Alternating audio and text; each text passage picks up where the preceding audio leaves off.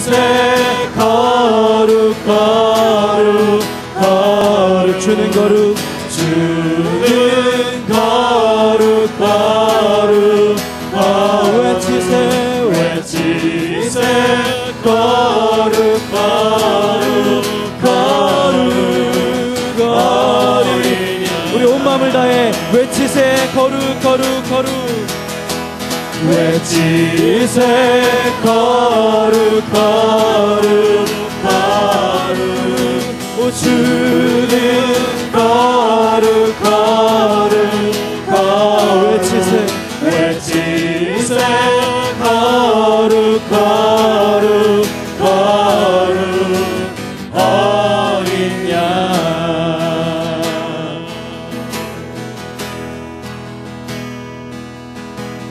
예수 어린 양 존귀한 이름 예수 어린 양 존귀한 이름 예수 어린 양 예수 어린 양 존귀한 이름 예수 어린 양 존귀한 예수 어린 양 예수 어린 양 존귀한 이름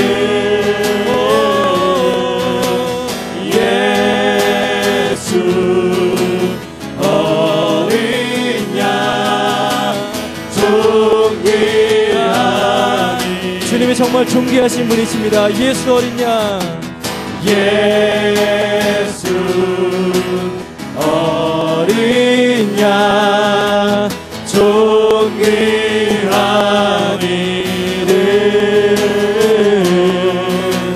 예수 어린 양 존귀한 이름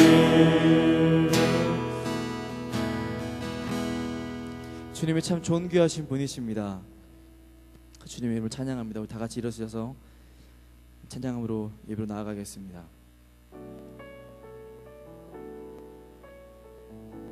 주님 큰 영광 받으소서. 주님 큰 영광 받으소서. 홀로 찬양 받으소서. 모든 이름 위에 뛰어난 그 이름 온 땅과 하늘이 다 찬양해. 겸손하게 우리 무릎 꿇고 겸손하게 우리 무릎 꿇고 주 이름 앞에 영광 돌리세. 모두 절하세 모두 절하세. 독생자 예수 주님께 찬양 드리. 모든 영광과 존귀와 능력 받으소서. 주님 받으소서. 영광과 존귀와 능력 받으소서. 주님 온 마음을 다해서 선포합시다. 영광과 존귀와 능력 받으소서. 주님 받으소서. 영광과 존귀와 능력 받으소서. 주님 받으소서. 그리스도 살아계신 하나님 그리스도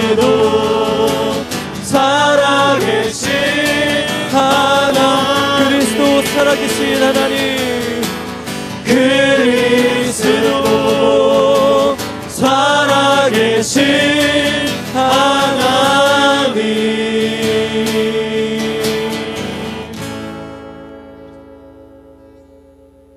하나님은 영이시니 예배하는 자가 신령과 진정으로 예배할지니라.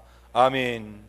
한가위의 그 넉넉함, 여유로움이 오늘도 이렇게 2부 예배에 참석하신 우리 성도님들 가정에 풍족하게 임하기를 주님의 이름으로 축원합니다. 요셉은 알고 보면 한가위의 축복이 있지 않았을까, 그런 생각을 해봐요. 뭔가 넉넉한 사람인 것 같고, 요셉을 보기만 하면 복의 사람이다, 또 꿈의 사람이다. 그래서 꿈을 이룬 사람이라고 늘 많은 목사님들이 설교하고, 또 우리가 그렇게 요셉처럼 꿈을 이루었으면 좋겠다, 그런 마음을 가지고 그와 같은 인생이 되기를 또 소망하는 많은 사람도 제가 보았습니다. 그런데 요셉이 꼭 좋은 곳만 있었던 건 아니에요. 오히려 요셉의 절반의 인생은 고통의 삶이었고 역경의 삶이었고, 그가 몸부림치면서 살았던 그런 사람이 아니었는가 생각을 해봐요. 그러나 결국에는 이 요셉은 믿음으로 말미암아 축복된 삶을 살게 되었고, 자기의 꿈을 이루는 그런 사람이 되었음을 성경은 증거해주고 있습니다. 특별히 창세기 39장의 말씀은 요셉이 어떻게 어려운 환경 속에서도 세상을 이기는 사람이 되었을까, 우리에게 잘 보여주고 있습니다. 창세기 39장에서 계속 반복되는 억구 중에 하나가 그거예요. 여호와께서 요셉과 함께 하심으로 그가 형통한 사람이 되었다. 여호와께서 함께 하심으로 그가 형통한 사람이 되었다는 거예요. 결국 여호와께서 요셉과 함께 하셨던 그것이 그로 하여금 축복의 사람이 되게 하였고, 하나님이 함께 하는 것, 그것이 축복의 지름길이었다라는 것을 우리에게 보여주고 있다는 것입니다. 오늘 본문에 의하면 다른 사람들이 보기에도 요셉은 그런 사람이었어요. 요셉과 같은 사람이 됐으면 좋겠다. 하나님이 함께하네. 아니 제가 뭔데 저렇게 형통한 삶을 살지? 하나님이 저렇게 하셨구나. 하나님이 은혜를 주셨구나. 하나님이 축복해 주셨구나. 다른 사람의 눈으로 보아도 요셉은 그런 사람이었다는 거예요. 오늘 2부 예배에 참석하신, 또 우리 추석 고유의 명절을 맞이해서 또 고국에서는 한창 자기 고향에 가느라고 길이 막히는 그런 속에서도 기어코 집에 가고자 하는 그런 와중에 있는데, 이러한 때에 여러분들 삶이 요셉과 같이 되시기를 주님의 이름으로 축원합니다. 오늘 말씀 3절에 보니까 그의 주인이 여호와께서 그와 함께 하심을 보며 또 여호와께서 그의 범사에 형통케 하심을 보았다. 여러분, 보며 보았다라고 했어요. 하나님이 함께 하는 것을 보며 하나님이 형통케 하심을 보았다. 대단한 거 아닙니까? 믿음의 눈으로가 아니라 세상의 사람들이 보더라도 저 사람은 어떻게 저렇게 되었지? 이런 칭찬과 명성이 요셉에게 있었는데, 오늘 예배드리는 여러분에게도 요셉과 같은 하나님의 함께 하심의 은혜가 있기를 주님의 이름으로 축원합니다. 어떤 삶을 살았기에 하나님이 함께 하시는 것 같이 보여졌을까? 아니 어떻게 살았기에 하나님이 함께 하게 하느냐고 이렇게 보여졌느냐, 이거예요. 제가 이 말씀을 묵상하면서 다른 게 아니었습니다. 하나님의 심정이 이 요셉에게 있었다. 그가 하나님의 심정으로 살아간 거예요. 하나님의 마음을 가지고 살아가니 하나님이 함께하는 것 같았어요. 하나님의 마음으로 살아가니까 종이요 노예로 살고 있는데도 불구하고 하나님이 형통케 하시는 것처럼 보여졌다는, 사랑의 여러분, 하나님의 심정으로 살아가니 축복의 사람이 됩니다. 하나님의 심정이 된다는 것은 뭐냐? 하나님의 심정이 된다는 것은 하나님의 눈으로 사물을 판단하기에 이르렀다는 거예요. 세상을 보는데 하나님의 눈으로 보는 거예요. 내 인생에 다가온 수많은 사건들이 있어요. 여러 가지 어려운 일도 있어요. 역경도 있어요. 힘든 일도 있어요. 내가 만나는 사람도 있어요. 그 모든 것을 하나님의 눈으로 보는, 하나님의 심정이 되니 세상 보는 눈이 달라진 건데, 하나님의 눈으로 사물을 판단한 거예요. 내게 오는 일련의 역사를, 사건들을 하나님의 눈으로 보기 시작했다. 하나님의 눈, 또 눈으로 이 세상 만물들을 바라보니 새롭게 보여지는, 오늘 말씀에서 하나님의 심정이 또 뭐냐?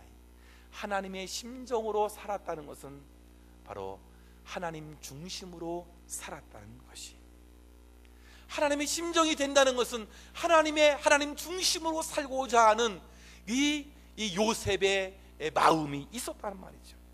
요셉에게 있어서 믿음이란 하나님 중심으로 살아가는 거예요.